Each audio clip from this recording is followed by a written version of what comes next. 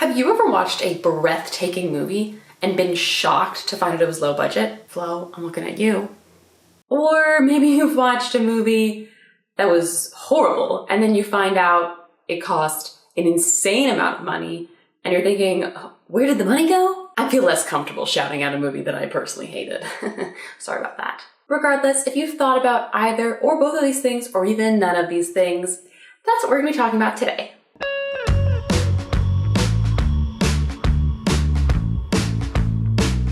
Welcome to Cinematic Conversations with me, myself, and I, the show where I talk about movies, the film industry, and whatever else strikes my fancy. I'm Lauren, and today I'm going to be discussing film budgets and how they work across the industry and in the different tiers of films that exist. I was inspired to make this video because my friend and I were talking about this year's Oscars contenders and how so many of them had smaller budgets than maybe we were expecting. I feel like so many movies now are like $100+ million, and this year there were so many Oscar contenders that were 10 million or less. So I don't know, we just got to talking about the cost of movies and if that impacted, how did that impact if we liked them, or do we think the budget made a difference on if we liked the movies or not? Anyways, it just got my brain thinking, and when I listed this option for a possible episode, it won. Although now I checked just yesterday and now it was a tie, but I'd already made the script, so this is what happened.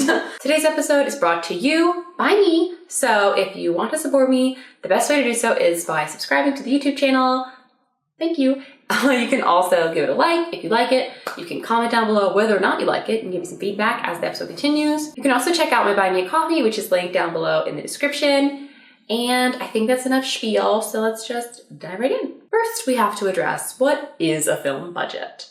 We all probably, hopefully know what a budget is, where we think about costs for different categories, what we want to spend. I think most people think of budgets as maybe a monthly budget, or an annual budget, or maybe a semi-annual budget. And the main difference initially was that film budgets aren't necessarily by time like that, they're by the project. So what does a film budget look like if it's not kind of by a calendar year? A lot of professionals would probably use Movie Magic for budgeting software. I had to learn how to use Movie Magic in school, but I don't pay for it. So that's why I use Studio Binder and Google Sheets for free. The thing that everyone sees, and what I probably showed you, was the top sheet. Now the top sheet, as a really good indicator, is the top sheet. It's the first page you see, and it has the grand total, up there in big letters. And it will also have key project information, production costs, studio info, etc., and all the overarching category total costs. This is the page you would use to pitch to investors or to pitch for any kind of financing or grants or information. Then we have the account level, which would basically be kind of for each of those categories that had the overall stuff. Each of those categories would have a lot of sections in it where we could see, say, for locations, maybe we have location 1, location 2, location 3, whatever. It's not the sum anymore, it's the individuals that make up the sum. And then you may also have a detail sheet, which would have calculations for specific accounts, very specific accounts, and maybe pay rates or fringes for more niche stuff. I honestly feel like I've never used a detail sheet because I've never worked on a big project. It's just always the top sheet and the account level, but obviously much bigger productions will have way more people involved and money involved, and they also have accounting teams and finance teams, so this is their whole job, is managing the money for a show or movie or whatever, versus my individual little projects. Also, in the description down below, I will include the Studio Binder link. It's not sponsored or anything, but I just feel like if you want to check it out yourself, and also there's some more resources there, I want you to be able to easily find what I've been talking about to do your own learning, research, or for your own project, whatever, especially if you, like me, don't want to pay for Movie Magic budgeting for your indie projects. So we have an idea of what the budget is, but what's actually in the budget? It would honestly take the whole video to say everything that could possibly be budgeted in a film. And I do want to give a decent amount of this video, I hope it will turn out to be a decent amount of video anyways, to kind of the impact of the budget and costs. So I can't go into extreme nitty-gritty detail, but I will be talking about the general categories that are both above the line and below the line. In a sense, who gets the glory? And who gets nothing, which is a really evil way to think of it. But honestly, it feels when you think about who worked on the movie, producers, directors, key actors, they're above the line. Everyone else in the crew basically below the line. Now, they deserve the glory, but they just don't usually get it, unfortunately. Per entertainment partners, above the line costs, or ATL, typically account for approximately 30% of the overall budget, and it usually would include the director and the producer, who are the only crew members who are paid above the line. Everybody else below the line.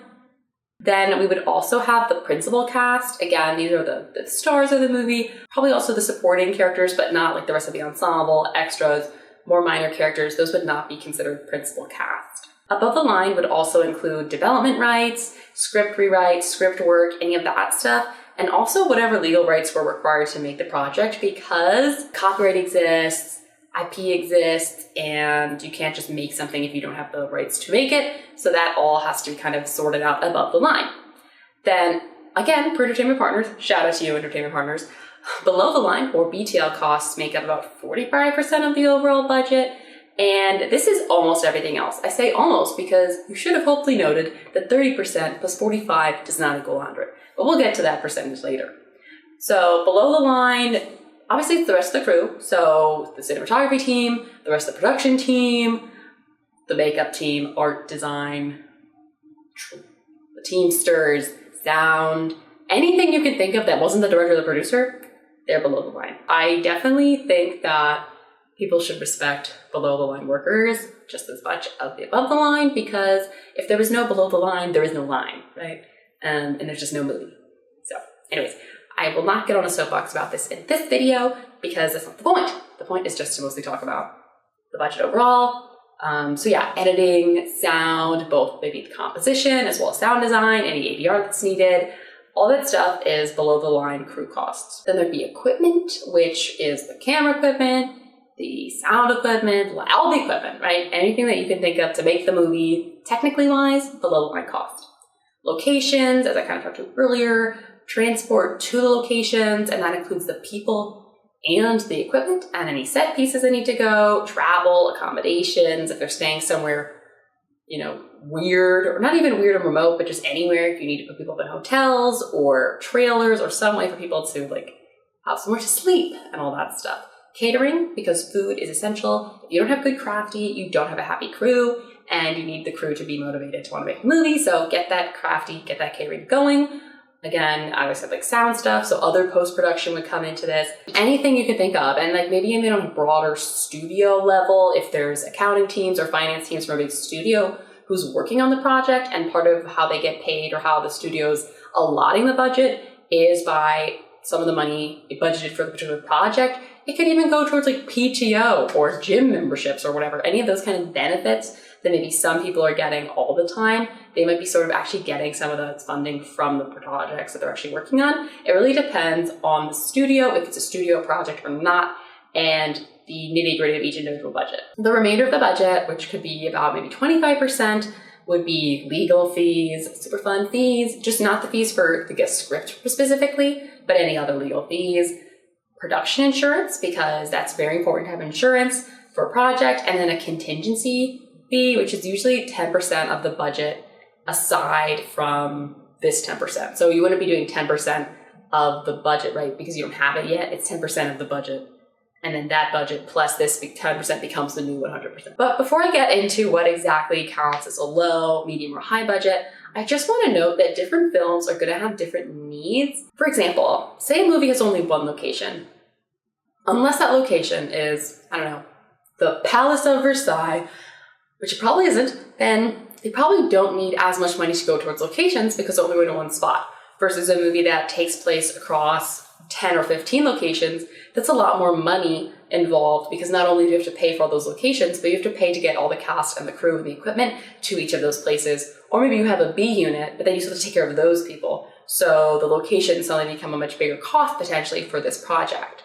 Or maybe it's a historical piece, period drama, etc. Suddenly, unless you're Bridgerton, which, you know, there are movies like that, or Marie Antoinette, the costumes and the makeup take on a much higher potential role in how immersive the story is going to be. And it becomes a lot more important to put maybe more money and time into research there and getting like very historically accurate pieces versus more like contemporary clothes that, while still can be expensive, may not be as expensive as authentic shoes from the 1500s. I think also, aside from location, we can also think of just like sets and stuff that's built.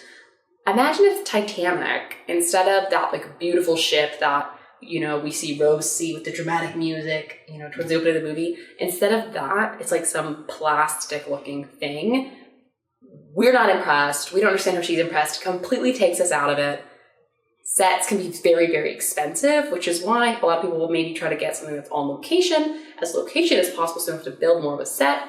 But for those period pieces, like obviously you have to build something to be the Titanic, whether it's a real ship or a very extensive prop setup, because the Titanic's at the bottom of the ocean. Potentially also actors can be a huge factor in the budget. And unfortunately, when I talk about the actors, specifically the actors I'm talking about be the principal cast. For instance, Robert Downey Jr. is one of the most highly paid male actors right now. And if he's in your movie, and maybe it's a passion project, like if there's a passion project, even really highly paid actors might take a much lower cut or salary or whatever to be part of a project they really believe in. And that doesn't mean if they take a lot of money, they don't believe in it. But they might be like, well, no, this is a project I like, but here's my bait. You either take it or leave it. And that can be a huge cost, and why so many budgets can like balloon out of, it seems like nowhere for this A-list ensemble. As the final thing, and I promise this actually is the final thing before we move on, marketing costs aren't typically associated with the production budget on a large studio-wide level. For my films and maybe other indie films where we don't really have an assigned marketing team, marketing costs are sort of factored in and distribution costs to our little budgets. But for big movies, those are separate. So you might look at a project like Wicked and think it's big budget and be like, oh, well, of course it was big budget. I mean, the marketing for Wicked was crazy, or like the marketing for Barbie was everywhere, right? But those costs were probably actually separate. I don't know for sure, but I would guess they would probably be separate because they're part of very large studio releases who have a whole team that takes care of marketing and distribution, and they would have separate funds allotted for that. So when we talk about low, medium, high budgets, etc., we're really talking about just the shoot budget, the production budget, not the marketing distribution costs typically. We can now finally explore the different budget tiers that I've been alluding to, I think the whole video thus far. And these are going to be, again, typical, usually, generally. Obviously, there's going to be film budgets that, you maybe categorize a film one way and I wouldn't categorize it that way, but there's a good reason for it. But if you have a particular question, I maybe could answer you in the comments, or maybe someone else with more knowledge could answer as well. So if here's a movie and you were like, I wonder what this counts as, feel free to try to pitch it or discuss what you think it would be. But I'm not trying to claim that all movies abide by this rule. It's more as a guideline. The smallest type would be the shoestring budget. Now, as far as I know from I've like snooped, there isn't a particular exact number, but I would say basically a movie that's under $50,000 is a shoestring budget. Now, this obviously includes, my student film, that one of them was like $3,000 and the other one that I made in college was $9,000. Those would both be shoestring films, even though they were short films and they went somewhere for me, and you can watch them, but they didn't necessarily go theatrical or whatever. But if we're talking about like a feature film, like one of my college friends recently made a movie and it went at Slam Dance, so shout out Alice Hart and Mike Massera, good for you. They made their movie, I believe, with a budget of $20,000, and that was a feature, and that would be a shoestring budget. Those are really like indie films, okay? Those are made in the spirit of the independent film, and they're typically self-financed. And self-financed doesn't mean like just you pay the money, but they're financed by like you're the one spearheading the money. Maybe you're crowdfunding a bit. Maybe there's some grants involved, but a lot of it is like your money and the people who like know you and care about you. You're trying to build this film together. A movie that is more well known would be Primer from 2007. That had a budget of $7,000, not adjusted for inflation, and it was written and directed by the main actor Shane Carruth. And that would absolutely be a shoestring budget rate. It's literally $7,000. The Blair Witch Project, which I think a lot of people assume is a shoestring budget because it had a shooting budget of $60K approximately. Because of post-production costs, it actually went to maybe more like $200,000 at least.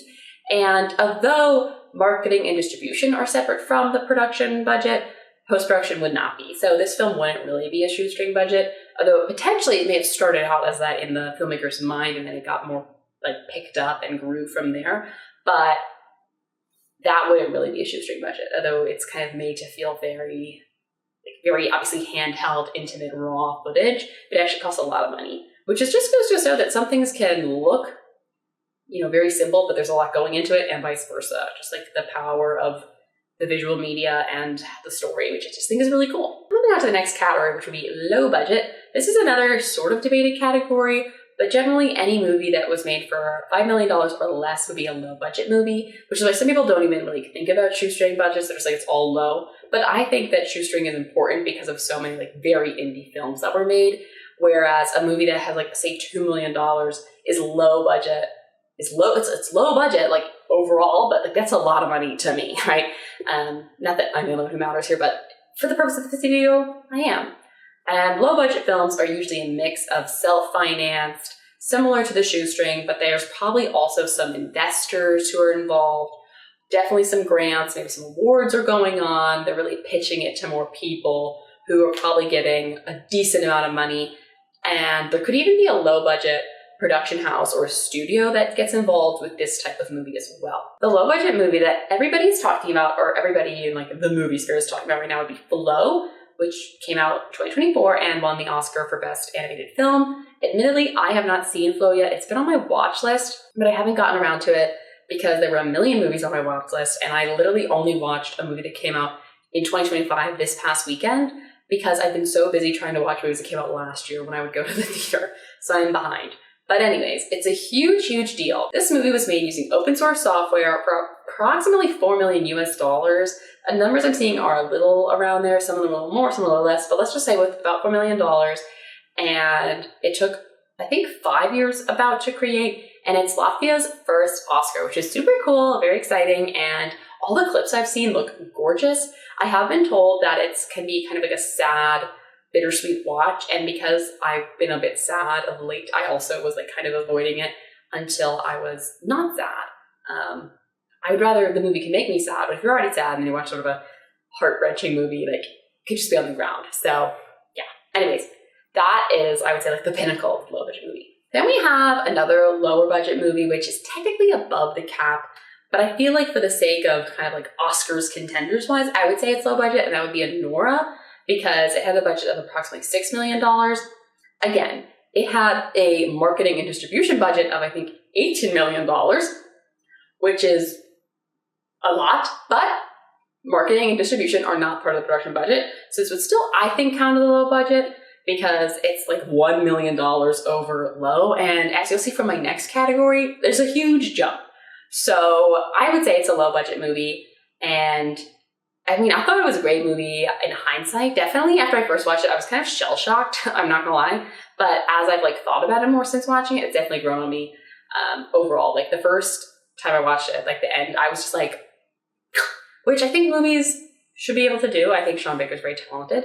And yeah, I thought it was cool. Anora was associated with Neon. And I think that also is a good example, goes to show that even a production house like Neon, once they get involved with a project, they can put so much more money into the marketing, getting into theaters, getting people to know about the movie, see the movie. And there was some like crazy promo pop-ups and everything. So these are all ways that a shoestring budget film like really doesn't have any of those resources, where even a low budget movie I think does. Moving up the ladder, we got to the mid-budget, medium-sized budget, etc. And these, according to the internet, are made with $5 to $50 million overall. And that's why I feel like it's a really big jump to say like Anora at $6 million is automatically a medium-sized movie, because that's a really big range, $5 to $50 million. The mid-budget movie is almost always financed by a studio. There might be a couple grants potentially involved, but these are definitely not self-financed movies. There is a studio involved, maybe multiple studios involved, depending on what the story is. And there could even be some government subsidies. These movies will always have a pretty big financial team because they're taking care of how the studio's funding it, if there are any of those awards or grants, or even government subsidies that help make the whole movie happen. And two movies that got some Oscars and other award season hype that would be mid-budget movies would be The Brutalist and Conclave, both movies which I saw, both movies I really liked. Conclave was made with a budget of approximately $20 million, and The Brutalist was made with approximately $10 million. And it's just kind of crazy when you think about it, because then it's like, The Brutalist was made with sort of twice the budget of Anora, and then Conclave with like twice the budget of The Brutalist. And that's when you start being like, where's the money going? It's going to the cast. Like Conclave definitely had some big cast members, but it took place in like what I would say like pretty one minimal location place of like the Vatican. And then we have The Brutalist, which was a epic movie, and in terms of length, those like construction scenes, multiple locations. I mean, they went to like, Italy at one point, right? Like they're going all over the place. And yet it was like $10 million, which is a lot of money compared to me, but in the grand scheme of things, not a lot. So it's very impressive, I think, what movies can do to utilize the money they do have and the money they do have to make like these incredible pieces of art that touch a lot of people and inspire them, impact them, really make them think. And it goes to show you don't need to have a bloated budget to tell a great story, although money can, of course, help you make a great story. It's not a requirement. And I think that's like the essential thing to remember when you think about film budgets. If you feel like you don't have enough money, you're like, why should I even bother? You should still bother because it like almost doesn't matter as long as you just need enough to tell the bones of the story and get that going. And potentially you could make something and it could end up being used to help as a proof of concept to get somewhere else, But don't like give up on yourself because you don't have $100 million. An interesting like tidbit about the mid-budget movie is that you don't see a lot of these movies in theaters if they're not vying for awards. They're basically either like straight to streaming, like Klaus, which came out in 2019, which I thought was a great animated movie. It was like an alternate kind of, Christmas Santa movie. But again, that went straight to streaming, and there's tons of movies like that go straight to streaming that would be like a medium budget movie. Or we have, the movies I talked about just 3 seconds ago, Conclave, The Brutalist, etc. And they're obviously in like award vying season. Like they're kind of trying to be these like heart home hitting films that like strike your soul and make you think and like collect those awards. Because the studios, although they want to get those awards and that acclaim because that makes them look good, and then they can kind of provide that and pitch that to their shareholders, their investors as a broader scale, studios want a sure thing. And the medium budget movies are sort of less of a sure thing because if it has big existing IP and big names attached, it's probably not a mid-budget movie anymore. And that's not to say that there aren't great actors and great stories for the medium budget movies. There obviously are. But if we're like, what would really make sure we get butts in seats? I mean, think about how we keep seeing new cast members announced for Christopher Nolan's The Odyssey. I don't even know if you could pay just like Tom Holland and Zendaya, the two of them. I mean, I don't know how much they're making. They're probably not making $50 million combined, but maybe they are. I mean, that's an insane cast for that film. There is no way that's a mid-budget movie. You're not making that whole movie for less than $50 million. It's just not happening. Which leads us to the blockbuster or the big budget movie. When I was in film school, we learned more like blockbusters were like the tentpole films where you like studios have like one here, maybe one here, like kind of in the year scattered, and they had a lot more mid budgets and maybe one or two low budgets to toss in. It feels like that's not the case anymore. It feels like so many studios have like boom, boom, boom, boom. Like they're just like huge budgets one after the other. And these budgets, people say cost, this budget would be at least $100 million. So I'm not sure like where does the $75 million budget go, you might be thinking. And I was also thinking that because mid budget is 50 million below, high is 100 plus. What about in the middle? And I think that because a big budget film is like 99% of the time solely financed by the studio.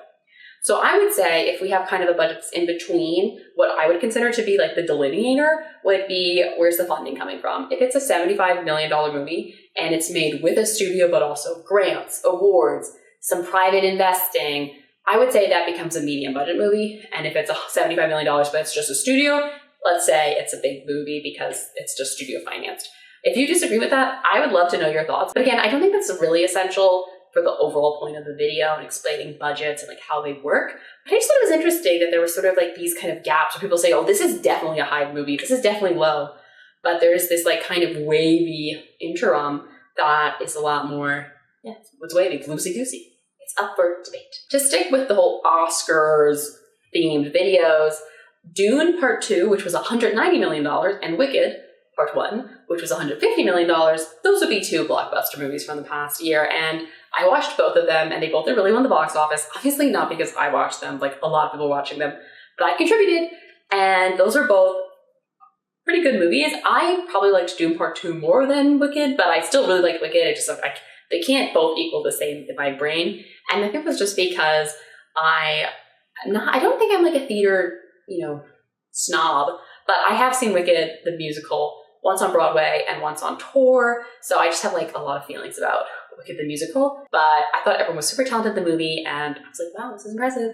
And obviously, a lot of other people agreed. So that did great. It may not have won like that many awards, neither did Dune Part 2, but they definitely were still like talked about in awards for visual effects and costumes, etc. So blockbuster doesn't necessarily mean it's gonna like kill at the award season, which is why we have the studios making those like maybe mid-sized budgets for that. But they hope to make these blockbusters to really bring in the dough at the box office. Now there are blockbusters that bomb, like Megalopolis. That was a flop. I think the budget was approximately like $130 million, and I don't even think it made $15 million at the box office. Yeah, that was a disaster. Whoopsie there, but you know, it was kind of funny. Francis Ford Coppola actually like made a whole speech about accepting like the Razzie Award, basically saying that like he's happy that he like took the risk to make the art, because a lot of people can't do that anymore. And that is sort of a sad truth when the studios want their sure thing. That being said, you know, I believe in people should take risks. Sometimes you take a risk and it just sucks, like it just doesn't pay off. But I do believe that we should have the ability to take the risk.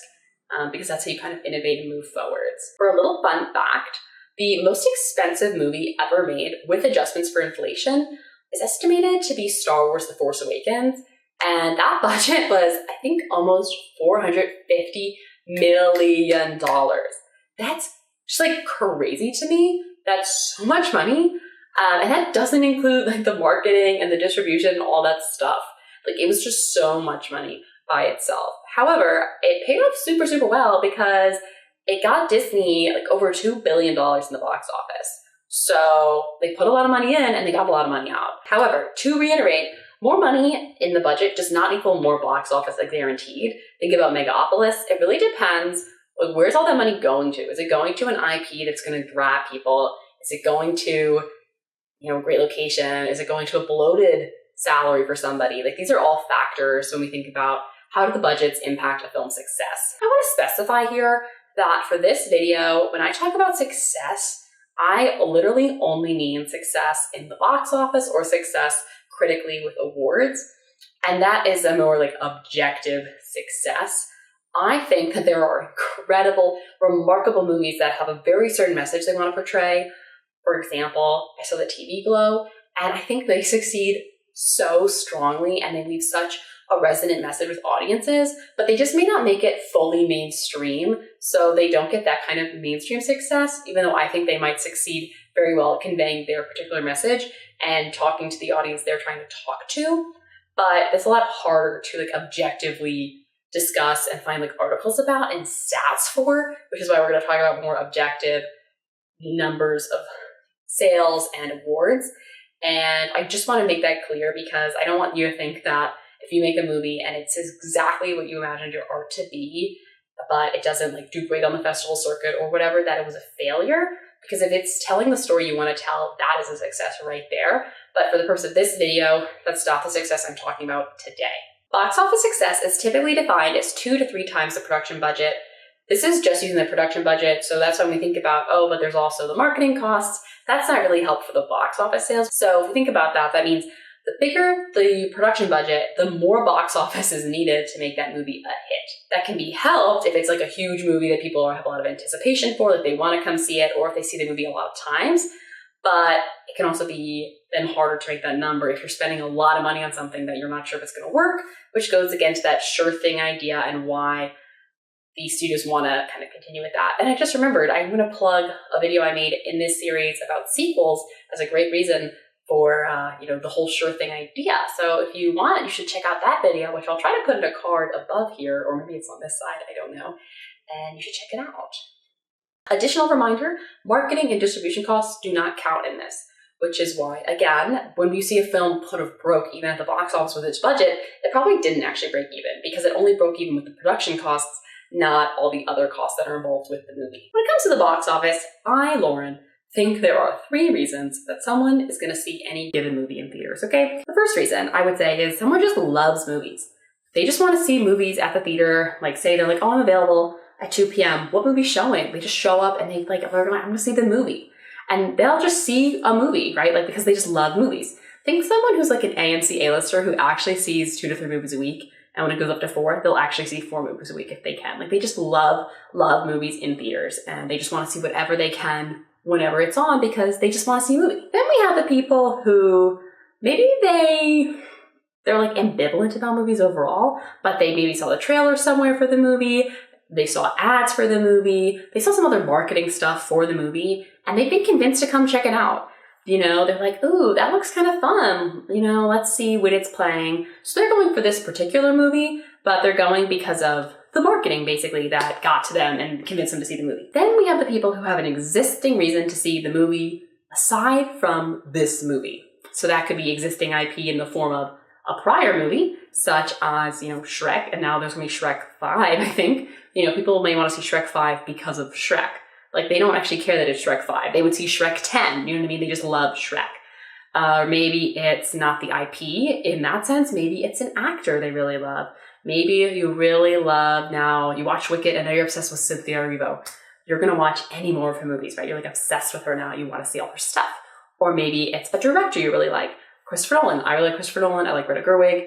You know, I'm not that excited about a new Narnia movie. I really liked at least the original Narnia. I don't really care as much about like the sequels for that. But I like Greta Gerwig, so I probably will see Narnia. So in my opinion, the first category, the cinephiles, they're not the make or break category here for a movie being a success or not, because they're going to see movies across all budget categories, across studios, indie movies. They might see movies at film festivals. They might see movies at screenings. So they may not even see a movie and that cost goes to kind of the box office numbers.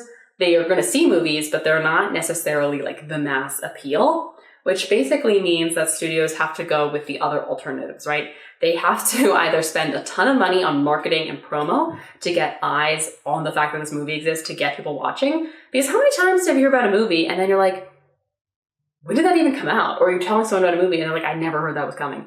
And it's like, really? Like, I've seen trailers for it, but then you think, I saw those because I was at the theater seeing another movie. You know, studio has to decide, are we going to go all in on this budget thing? Or are we going to get an existing person that people love, like Zendaya or Tom Holland right now, like in It Couple? Are we going to get those in a movie, or both of them in a movie? Like how they're both, I think, going to be in the Odyssey and obviously in like the Spider-Man movie. Are we going to get people just because they love their faves and they're going to stand them and come support them? Those are, I think, where the studios are trying to like kind of go between their sure thing and how much they think they can convince people to see something. I say over time, I'm not sure exactly when the pendulum flips, but I think that like the audience who would come because of advertisements, I think they used to be like the big chunk. I do think now it's probably like the existing reason is the main audience for movies. It may depend on the movie, but I just feel like with like stan culture and everything, like people are just like have their fandoms and they will support them ride or die. And the studios are kind of milking that because of like kind of also the nostalgia thing, like whether it's like reboots and remakes and sequels all the time, because they're like, well, we can make money on this. And that's what they're trying to do. They will still promote it, but they're really banking on promoting it also to people who already care about it. They're not trying to make people who have no feelings whatsoever about the topic try to care. They're trying to get the people who already are invested emotionally to like reinvest emotionally. I understand financially why this is the case, but I do think it's detrimental to storytelling and creativity overall, because it means it's less likely for studios and even independent financiers to take a risk sometimes on new creatives, new talent, whether they're in front or behind the camera, new ideas, because they want the sure thing. They're afraid of putting all their money somewhere that's not going to pay off. And again, I understand that, but I love when you see something that's like innovative and experimentative, or it's just pushing like a boundary in a new way. And I am just reminded why I love movies and why I want to make movies. And they're just so powerful. And I just transparently don't feel that way a lot when I see certain reboots or remakes of things. Like they just do not excite me as much. Or they might excite me because I love the story already, but I don't feel inspired as an artist myself or as a human living in society. I think that's just like the unfortunate truth of our current economic and creative state, and I hope that changes. I don't know when it will change or how we can make that change other than just trying to support independent artists. But I do think that like the sure thing and franchise push is exhausting people and will eventually, hopefully, face some kind of limit that will make people want to try new stuff again. Moving on to awards, and I know we just kind of wrapped awards season. I think they're pretty murky to predict, honestly. I mean, there's always the jokes that like a good biopic is good Oscar bait, or if you have that very intense drama with like little bits of comic relief, but it's a very like serious topic, that could be Oscar bait.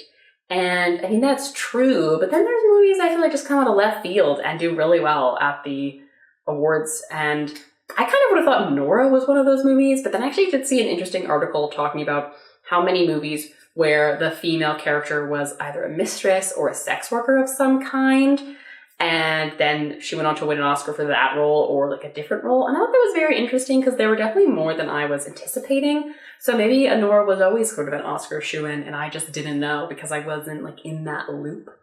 But I do think that a big thing that makes awards like the Oscars tricky, and anything where there's not necessarily jury voting, but like kind of a membership of populace, is that it really depends on the integrity and authenticity of those voters. I would like to think that the people voting for the Oscars, for example, the people voting and the people in the Academy voting have seen all the movies and they're making really informed decisions. But I think that's unrealistic. And as comes out almost every year in some kind of article with anonymous people, they're saying they didn't watch all the movies. Or like this past year, there were 2 people who said that they didn't vote for Ralph Fiennes for Best Actor because they're like, he already has an Oscar. He doesn't have an Oscar, but people just kind of thought he did. And they didn't bother to check anything. They were just like, oh, he doesn't need another one. I'm going to vote for somebody else. And to me, that's not the right reason to vote for the Oscar for someone. Or you might think there's like the career awards with certain actors and actresses. And that's also, in my opinion, not the right reason to give somebody an award, because it's not supposed to be like their whole career. It should be about the particular piece they were in. And it's also complicated because of racism and other discriminatory practices where people are less likely necessarily, unfortunately, to vote for people of color, Black people, etc. And that's also depressing and demoralizing. So while I know that, the studios are hoping to get some awards and they definitely promote for awards and they are making movies that they're hoping will hit home with the voters, that level of success is, I think, just like harder to crack depending on what the topic is and maybe how far the studio wants to push the particular project. That being said, I am really happy that studios at least care about awards, even if for just self-congratulatory purposes, because I think if films were made just for box office numbers only, there was no pretense of going to Cannes or South by Southwest or any kind of awards across the board, then they would just be trying to make things that they're sure to make money, and they would maybe be less risk-taking and make less effort to tell a raw emotional story. I do think more smaller filmmakers would still go for that.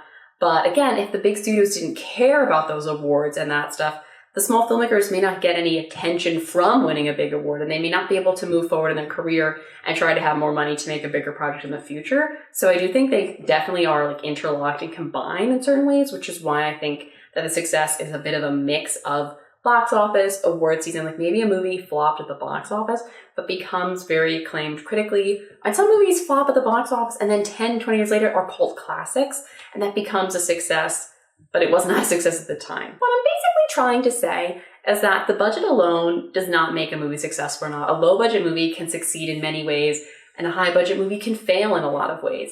And that's sort of the power of the individual story being told, which actors are cast in the project, how they make the movie, and all the other beautiful arts and crafts that go into making a film or a TV show or anything like that. I would really, really love to know your thoughts on all this stuff. So please, if you have an idea on what makes a film successful or what makes a film a failure, please let me know in the comments down below, because I really want to read what other people think. Honestly, I'm nosy, and I just want to discuss this with somebody who might care about it as much as I do. You, the people, did vote for this to be talked about, so I hope it's sort of what you meant or were interested in getting out of this video. If it wasn't, I do apologize, and feel free to give me a more detailed comment being like, Lauren, you imbecile, I meant this when I talked about budgets, not this whatever this video was.